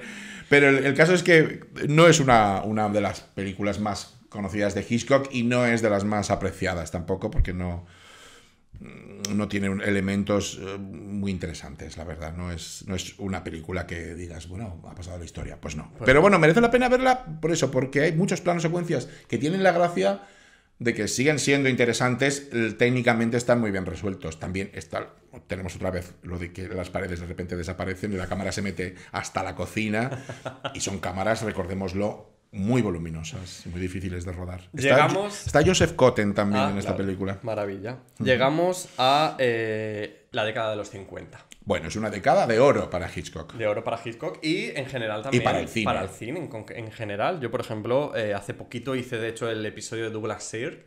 Y Douglas Sirk en los 50 tuvo su época también dorada. Absolutamente. De sus melodramas increíbles. Y además tenemos aquí en Pánico a la Escena una de las protagonistas que encumbró Douglas Sirk, Jane Wyman, que en esta película es la protagonista junto a Marlene Dietrich. Así es. A mí me gustó mucho Pánico en la escena. Pánico en la escena es una maravilla. Me gusta todo el concepto en general de la película que tiene en sí misma de gran guiñol, ¿no? De gran escenario, en la que dentro de la película se está desarrollando una obra teatral, Sí, parece. sí. Pero además tiene un componente interesante que en su momento fue muy, muy comentado y fue una película muy criticada porque, si te acuerdas, hay un flashback al principio de la película donde se está contando algo que resulta que no es verdad. Es verdad. Es un falso flashback, es un flashback falso. Cosa que hoy nos parece una tontería que la gente protestara por eso, porque ahora se hacen flashbacks falsos y se hace lo que haga falta. Pero en aquel momento, el recurso de un flashback se utilizaba supuestamente solo para contar una verdad. Claro. Para contar algo que sí que pasó realmente. Y Hitchcock lo que hizo fue utilizar un flashback para contar una mentira. Entonces, claro, la gente dijo, pero bueno, nos ha engañado al principio de la película. Y dices, claro, ahora mismo visto así, dices, fija, os sorprendéis por nada. Pues vale, pero yo me lo he pasado pipa mientras he visto la peli, me lo he tragado. Y es muy bonito también ver a Marlene Dietrich en ese tipo de papeles que le daban de diva como absoluta. menos seria también, un poquito más riéndose también de su propia imagen. De su propia imagen, pero bueno, siempre guapísima, con unos modelazos, y era la gran divina. Era tan guapa que Jane Wyman a escondidas decían que se maquillaba a escondidas para estar también guapa, porque ella se veía feísima con respecto a la otra, y de hecho Hitchcock la quería por fea. Quiero decir, es el contrapunto de, bueno, la pobre chica de campo, la chica de a pie, una niña de a pie, que se mete en este berenjenal para investigar y que tiene que investigar a una diva que supuestamente es una asesina. Entonces, claro, pues es como una chica normal. Pero Wyman no quería ser normal, quería estar guapa, como la Marlene, y a escondidas se maquillaba. A mí lo que me fascina de Wyman es que en el año 50 hace como de adolescente e inocente, y en el año 54 ya es la señora que se enamora de Rock en el año Hudson. 50 a lo mejor tendría 30 años. Y hacía de adolescente, efectivamente. De adolescente y luego de señora, o sea, es increíble. Y en esta película hay otro elemento interesante, y es que sale la hija de Hitchcock. Patricia haciendo un Hitchcock, papelito. por primera vez, ¿no? Creo que es la primera vez, sí. Pero que luego va a salir más veces. Va a salir más veces. Y sale Patricia Hitchcock haciendo un papelito pequeño, pero interesante. No me acuerdo muy bien qué pasa, pero creo que algo había con ella que era con una muñeca. Es que no me acuerdo, hace muchísimo que la vi. Pero es un peliculón. Y ese final, en un carromato que se desarrolla en una especie como de diligencia, en un escenario, cuando Jane Wyman descubre toda la verdad de quién es el asesino, de lo que pasa, es todo terrorífico, la verdad. Sí. Me parece un peliculón. Continuamos con Estrenos en un tren. Otro clásico. 51, con Farley Granger, que teníamos en La Soga, sí. encontrándose de repente con un señor totalmente queer code. Ese señor, sí. Como villano, pues muy villano Disney también. Sí. Que además yo creo que en la época este concepto de villano Disney llega a los personajes reales. Porque, por ejemplo, se me ocurre Mercedes McCambridge en Johnny Guitar, que es la villana contra Joan Crawford. Es un personaje, es una villana Disney totalmente también. O sea, bigger than life, casi. Sí, sí. Entonces, tenemos Estrenos en un tren. A ti yo creo que te encanta. Me parece, es que es una de las imprescindibles de Hitchcock. Por muchísimas cosas. Primero, el guión es de Patricia Highsmith. Bueno, la historia, la novela está basado en una novela de Patricia Highsmith, y ya solo eso es una maravilla. Patricia Highsmith era una gran lesbiana que nos encanta a todos. Entonces, eso es interesante y es una garantía de calidad. Y además, la historia empieza con algo que luego se ha repetido 35.000 veces, y son unos planos de unos pies avanzando por una estación, por una calle. Vemos un montaje paralelo, unos pies van por aquí, otros pies van por allá, van avanzando, se van metiendo en un tren, y esos pies se juntan, se chocan al sentarse los dos enfrente uno del otro, y ya sube la cámara y vemos las caras. Esa forma de presentar de los pies, que evidentemente lo que nos está hablando Hitchcock es de el azar determina la historia, dos personas que no conocemos porque no les vemos la cara, van avanzando cada uno por su lado, y cuando se chocan subimos y ya les conocemos. Eso es que el azar está determinando lo que va a pasar. Pero ahora se utiliza, planos de los pies se utilizan para todo. Sale una de un taxi por los pies y no sirve para nada, más que para que salga del taxi. O sea, es decir, ahora mismo, o sea, Hitchcock cuando rodaba algo lo rodaba con una intención narrativa siempre. No era nada gratuito, nunca nada de lo que hacía era gratuito. Ahora todo ese rigor, evidentemente nos lo hemos saltado a la torera, y ahora la gente hace cosas gratuitas. Ahora simplemente es imitación. O no solo imitación, sino simplemente por una cuestión estética, por una cuestión de no saber muy bien cómo rodar algo, y entonces se rueda a la virule. Hitchcock sabía perfectamente cómo planificar, y lo que planificaba lo llevaba a cabo. Y ya te he dicho, tan es así que las películas de Hitchcock solo se podían montar de una forma. Rodaba estrictamente aquello que iba a montar, no rodaba más material. Con Estrenos en un tren tenemos ese final en el Sí. Tío Vivo, que me parece es una frenético. locura, es una locura. Es un final también muy imitado después con todo tipo de películas de terror que hemos visto en Destino Final Sí. y todo eso. Pero tiene la gracia de que aquí Hitchcock hubo un momento en el que metió a un figurante que era además el que controlaba real la atracción para que parara el cacharro. Y debió haber algún problema porque le debió golpear o algo al señor, y Hitchcock se arrepintió mucho de haber rodado la escena porque ese señor estuvo realmente en peligro. Y entonces cuando lo rodó y lo hizo, pero dijo que no volvería a repetir, o sea, que eso no lo volvería a hacer porque le puso realmente al señor en peligro. Wow. Porque en aquella época es que esto se rodaba tal cual. Sí, sí, ¿no? Al final hay una maqueta que se destroza, pero cuando está pasando la acción, hay un momento en que se ve que es un tío real que va a parar el cacharro, que se mete por debajo de la actuación y que le para. Madre mía. Tenemos Yo confieso. Yo confieso que a mí Bueno, las películas... espera un segundo. Sí. Extraños en un tren, tenemos que decir que también es la segunda colaboración de Patricia Ah, de Hitchcock. Patricia, que además sí que tiene un papel un poquito más importante en la película, en la trama. Y que también demuestra la misoginia una vez más de Hitchcock, porque aquí las muertas son mujeres, pero no solo eso, sino que además él tenía un punto como con las gafas, para él, en una mujer, hablaban de la fealdad de la mujer. Y su propia hija la metió como la fea. Porque el asesino mata a una señora con gafas, a una mujer con gafas, y la hija tiene gafas también y al asesino le recuerda ese asesinato y tal. Entonces, pero para Hitchcock el elemento gafas en una mujer quería decir que era fea. Y este momento de lo que comentábamos hace un momentín del villano queer, ¿tú crees que puede tener mucha carga homofóbica por parte de Hitchcock o simplemente era lo que se hacía en la época y ya está? Sí, yo creo que es lo que se hacía en la época y que... Porque tenemos otra villana lesbiana con la señora Danvers, entonces repetimos ya... está como... Y tenemos a los asesinos de la soga, o sea, como que repite ese... Hombre, vamos a ver, evidentemente en aquella época ser homosexual era una desviación. Era no ser buena persona, no ser bueno.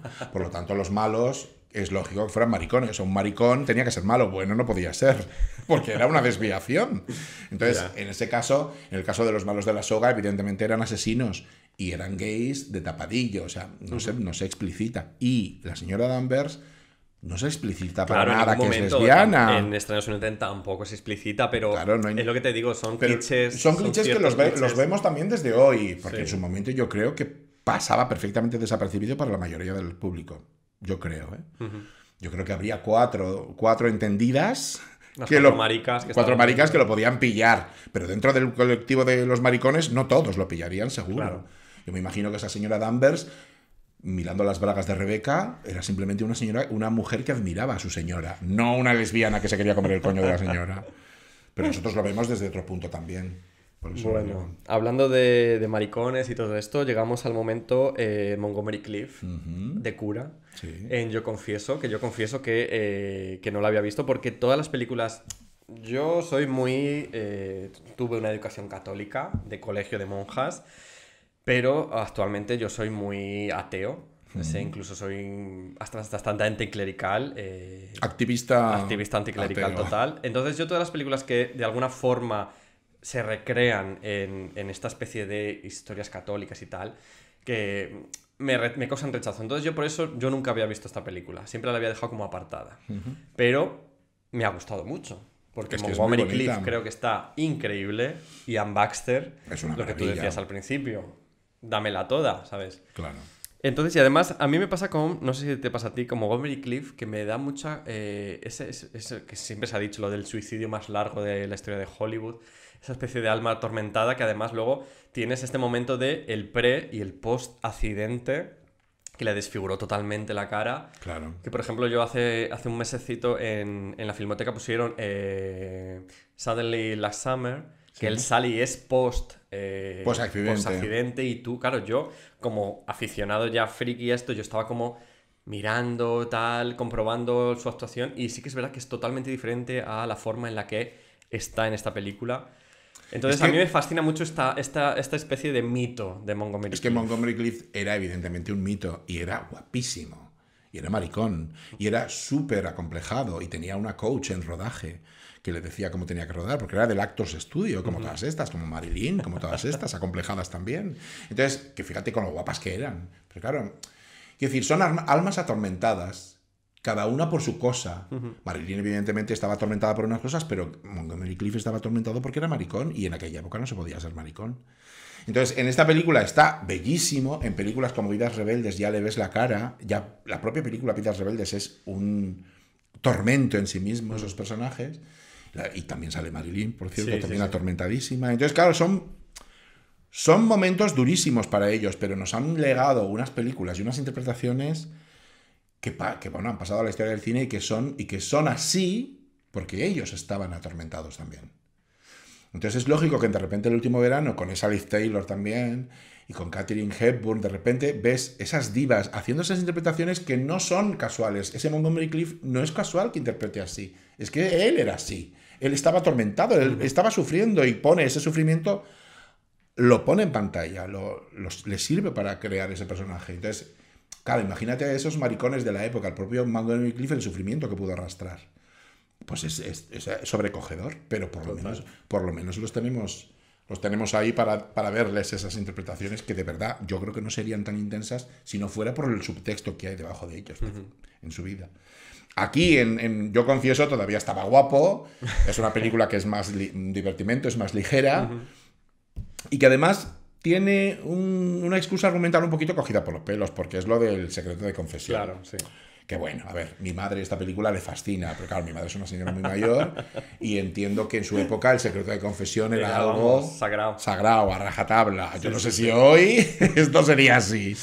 Pero bueno, aquí la historia va de que un cura, que es Montgomery Clift, se entera de que un asesino ha matado a alguien y no lo puede decir, porque como tiene secreto de confesión y ese asesino se confesó con él en la iglesia, pues no lo puede decir. Entonces el pobre sufre toda la película muchísimo porque tiene esa verdad que no la puede revelar. Y es que además todo apunta a que el culpable ha sido él, Exacto. el propio cura. Entonces no puede confesar su inocencia porque si no porque sabe rompería el pacto de silencio, este secreto de confesión. No puede decir quién es el asesino real porque su religión se lo impide. Y luego está Anne Baxter, que es una maravilla de mujer y de actriz. Y todo se desarrolla, creo que en Canadá. La película está rodada en Canadá, creo. No me acuerdo ahora. Seguimos y ya llegamos a una de las películas más famosas, yo creo. Sí. La ventana indiscreta. Con James ¿No Stewart. ¿No está primero Crimen Perfecto? No. Pues entonces... Vamos, yo las tengo, son del mismo año. Si quieres hacemos primero Crimen Perfecto, Venga, pues que es vamos más con Crimen es Perfecto. una película menor, pero que también es interesante, porque es la primera colaboración de Hitchcock con Grace Kelly, que resultó ser la actriz perfecta para Hitchcock. Estas rubias gélidas de las que hemos hablado, bueno, no hemos hablado todavía de ellas, pero hablamos de ellas. Ingrid Bergman fue la primera. Pero empiezan con Grace Kelly. Fue la diva, o sea, la actriz que mejor supo llevar a la pantalla los deseos de Hitchcock. La mujer como mito, como objeto sexual gélido y distante, era ella quien mejor representaba esa especie como de ideal. Y esta fue la primera colaboración, el año 1954, Crimen Perfecto. Es una película que fue rodada en 3D. En 3D de la época. En 3D de la época, claro. muy primitivo. No pero, estamos hablando de Avatar. No, es un 3D muy primitivo, pero si te acuerdas en la película hay muchos momentos en los que la cámara... Sí. Hay cosas que se acercan a cámara. La mano de Grace Kelly pidiendo ayuda cuando la están a punto de estrangular. En fin, hay una serie de cosas que Hitchcock aprovechó. Luego, además, las cámaras también eran gigantescas para rodar el 3D. Debían ser unos armatostes aún más grandes de lo que ya eran. Y había que rodarlo todo, según decía Hitchcock, muy a ras de suelo, porque el efecto del 3D se apreciaba mejor de esa manera. Y entonces construyeron una especie de foso para que la cámara pudiera ponerse más baja que el suelo, para rodarlo todo como a un nivel más bajo de lo normal y que el suelo estuviera como a la altura de la cámara, para poderlo rodar desde ahí, porque se suponía que el efecto 3D mejoraba. En fin, la película merece la pena porque está basada en una obra de teatro y la película está rodada íntegramente casi dentro de una sola localización, que es la casa donde vive Grace Kelly. También decía Hitchcock que a él le daba mucha rabia cuando se hacían adaptaciones de obras de teatro y los directores aireaban la obra de teatro y sacaban la cámara a la calle porque sí. Entonces decía, vamos a ver, estamos rodando una obra de teatro, pues una obra de teatro. Si desarrolla en un sitio, pues en un sitio. Entonces Hitchcock no sacó la cámara de la casa. Incluso hay momentos en los que se ve la calle porque viene un coche, porque hace falta que tal, y lo vemos desde dentro de la casa. Desde dentro, a través de la ventana, vemos que viene un coche, o desde dentro viene una persona. No sacó la cámara fuera, porque él decía, ¿para qué voy a sacarla? Estoy rodando una obra de teatro y es una obra de teatro, pues dentro de la casa. Y esos son el tipo de decisiones, a veces arriesgadas, porque es anticomercial. Claro. Es mucho mejor ver una película con más ambiente, con más aireada. Pero Jesús decía, lo siento, yo estoy rodando una obra de teatro, pues me quedo en la casa. Y oye, otra cosa, ya para terminar con Crimen Perfecto, que es muy interesante, y es que Hitchcock controlaba todos los elementos de la trama y de la acción y de la película, hasta el punto de que aquí pidió que el vestido de Grace Kelly hablara de su forma de ser. A medida que va pasando la película, Grace Kelly se va metiendo en un atolladero cada vez más fuerte, y entonces va pasando de las primeras imágenes en las que va vestida con colores claros y como con telas más vaporosas, hasta el final en la que va vestida como de gris, de granate y de colores muy oscuros, porque está siendo sometida a una presión brutal porque la acusan de asesinato, en fin, acuérdate de la película. Entonces, la ropa tenía una función narrativa, que es una cosa que muchos directores luego lo hacen. Evidentemente, los directores se preocupan de todos los elementos, pero en este caso, la ropa de Grace Kelly, de la protagonista, nos está hablando de su estado de ánimo durante toda la película. Repetimos en misma localización, nos quedamos dentro de casa y con Grace Kelly otra vez, La ventana indiscreta. Bueno, maravilla. Una obra maestra del cine mundial que también habla del cine en sí mismo, del hecho cinematográfico. Porque es un señor que está con su... James Stewart tullido, con su pata chula, con la pata escayolada, y no tiene otra cosa que hacer más que mirar por la ventana a los vecinos de enfrente. Es un poco Aquí no hay quien viva, ¿no? De repente. Sí, 13 Rue del Percebe. Total. Entonces, ese hecho de estar mirando casas y vidas ajenas, ¿qué es? El cine. Totalmente. Cuando vamos a una pantalla de cine que vemos vidas ajenas. Y somos voyeurs, que no podemos hacer nada además por cambiar las cosas. Las cosas que están pasando, y por mucho que nos duelan o nos indignen o nos den rabia, están pasando y no podemos hacer nada. ¿Qué es lo que pasa con James Stewart cuando ve a Grace Kelly que se mete en la boca del lobo y que el asesino va a ir a matarla? No puede hacer nada, solo puede ver cómo pasa eso delante de sus ojos. Eso es el hecho cinematográfico. Entonces esta película es una reflexión maravillosa y rodada con una claridad y una precisión pasmosa sobre el hecho cinematográfico y sobre lo voyeur que somos todos, y cómo nos gusta mirar y meter las narices en las vidas ajenas. Porque si James Stewart no se hubiera metido en la vida ajena del de enfrente, por muy asesino que fuera, y chica, no te metas, déjales que vivan ellos su vida. Claro, él se mete en el berenjenal, que es lo que todos hacemos. Total. Pero no solo en el cine, en la vida. Cuando tú ves el vecino de enfrente está haciendo algo, te quedas a mirar. Es que lo hacemos todos. Totalmente, sí. Entonces ahí está. En este sentido me acuerdo mucho de una película de François Ozon, que es En la casa, Dans la Maison, que es un poco eso también, de observar a los vecinos, y además es como un niño que se va inventando las historias. La vida de los otros. O sea, que no es, si lo va contando como por su profesor. Y entonces realmente el profesor cree que es verdad lo que le está contando, que sus vecinos son así o qué tal, y es simplemente el niño que le está contando lo que se está fabulando. Y ya está, sí. Claro, todas estas cosas de imaginarnos lo que hacen los demás, lo que hacen nuestros vecinos, todo, bueno, ha dado para millones de películas, pero es que además es un tema recurrente y muy universal, porque a todos es que nos encanta, es que somos todos voyeurs, somos todos unos putos cotillas. Totalmente. Por eso vemos cine, porque somos cotillas. Esta película, desde luego, merece la pena que se vea. También, que nuestros oyentes la vean, es imprescindible, porque además está rodada en un plató que se hizo a medida, es una fachada enorme de un edificio con cada piso practicable, que allí está, o sea, todo iluminado, cada piso independiente, o sea, allá había una cantidad, en aquella época además, fíjate, que no se lleva, las medidas de seguridad no tenían nada que ver con ahora, allí podían haber ardido todos por los aires, porque había cantidades de voltios, aquí había bombillas por un tubo, hay un trozo de calle donde hay coches también, a través de una esquina se ve un trozo de calle, un bar, está todo hecho a la perfección. Madre mía. Maravilloso. A pedir de coca. Atrapa a un ladrón, última colaboración con Grace Kelly, con su rubia ideal, Con su rubia ideal. Era que además se sabe que, claro, Grace Kelly se convirtió en princesa de Mónaco. por haber rodado esta película. Sí. Claro, porque fueron a rodar a Mónaco. Ah, Rodaron en la curva donde se mató unos años más tarde. O sea, sí. la en chica de la curva. Sí, en la curva donde se mató Grace Kelly, ella rodó unas escenas con Cary Grant en ese descapotable. Qué fuerte. Es muy fuerte. Quiero de todas formas volver un segundo a La Aventura Indiscreta porque la presentación de Grace Kelly en esta película, en la película de La Aventura Indiscreta, es una de las más bonitas de la historia del cine. Ha pasado a la historia como una de las más impactantes. Ella llega como a medio cámara lenta, se acerca a cámara y le da un beso a James Stewart, que estaba como dormitando. Y es un momento con un romanticismo y una magia brutales. Y volviendo a Atrapa a un ladrón, efectivamente, esta película se rodó allí, en el sur de Francia, en Mónaco también. Y hay un momento en el que además se ve todo Mónaco desde esa colina, desde cerca de donde murió la propia Grace Kelly, la pobre. Y entonces está con Cary Grant en esos escenarios. Y en ese momento de rodando esa película conoció a Rainiero. Y a partir de ahí, pues es historia. Qué fuerte. Que claro, que luego Hitchcock se enfadó muchísimo con ella. Claro, porque era su fetiche absoluto. Hitchcock se enamoraba de todas las actrices con las que trabajaba. De Ingrid Bergman se enamoró. De Grace Kelly se enamoró. Y de Tippi Hedren se enamoró. Pero la diferencia entre estas tres es que Tippi Hedren fue él quien la descubrió. La vio en un anuncio de dentífrico, la llamó y dijo...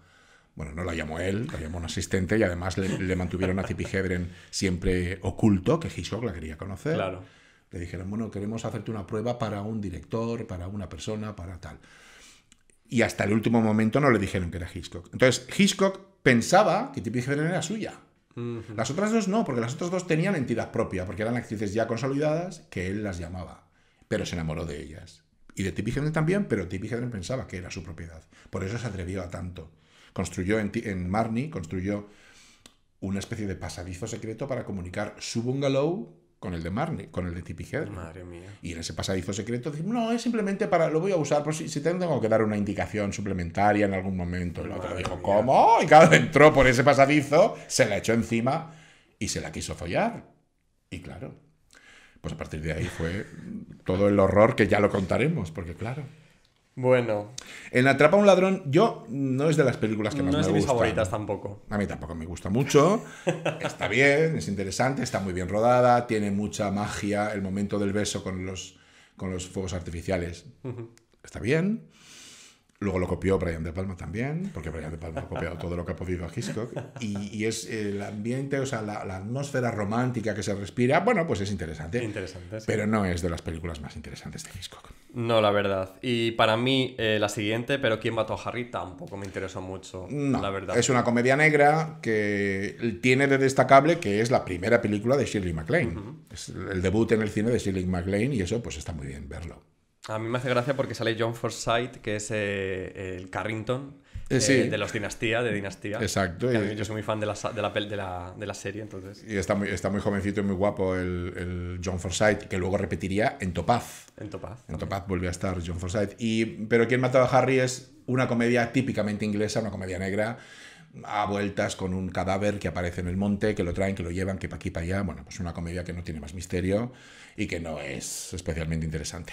Pues si quieres, dejamos aquí el misterio ya en alto Vale. y continuamos en Amargor. Ah, vale, sí, nos, sí. Nos mudamos a Amargor para continuar este especial Hitchcock que nos hemos montado. Así que yo por mi parte ya me despido en Ayla Canelli. Ya sabéis, chicos, que habéis tenido este especial, esta primera parte, pero si queréis continuar con la historia de las películas que nos quedan, que además nos queda bastante plancha, pues el domingo 20, ¿qué día es el domingo? Día 1 ya de octubre, el 1 de octubre, domingo 1 de octubre, tendréis ya disponible el primer episodio de la tercera temporada de Amargor con la continuación de este crossover. Es dedicado a nuestro director fetiche, por lo menos el mío, que es Alfred Hitchcock. Y nada, ya un mensajito para todas las que nos escucháis, que estabais deseando que volviera Ayla Canelli, que os preocupéis por mí, que me habéis mandado miles de mensajes alegrándoos por las buenas noticias que he tenido recientemente. Bueno, pues muchísimas gracias a todos, siento vuestro cariño, de verdad que es un lujo contar con todos vosotros y vosotras y vosotres, os adoro y bueno, sí, espero que sigáis ahí al pie del cañón. Esta quinta temporada empieza con muchas ganas, empiezo yo con muchas ganas, tengo muchos temas que vamos a abordar, ya sabéis que además además siempre que queréis pues podéis proponerme cosas, proponerme temas, proponerme invitados. Yo estoy abierta 24/7 en todas mis redes sociales, que ya sabéis que son @lacaneli _ en Twitter, @lacaneli en Instagram. Bueno, digo Twitter, pero ya sabéis que es X. Y luego @a _ lacaneli, tanto en X como en Instagram, son las redes del podcast. También tengo el Ko-fi abierto, sigue abierto, que es ko-fi.com /ailacaneli. Pues si queréis pues dar una propinilla, ya sabéis que yo siempre agradecida, emocionada de teneros ahí. Un besito, cariño, Caneli, besos.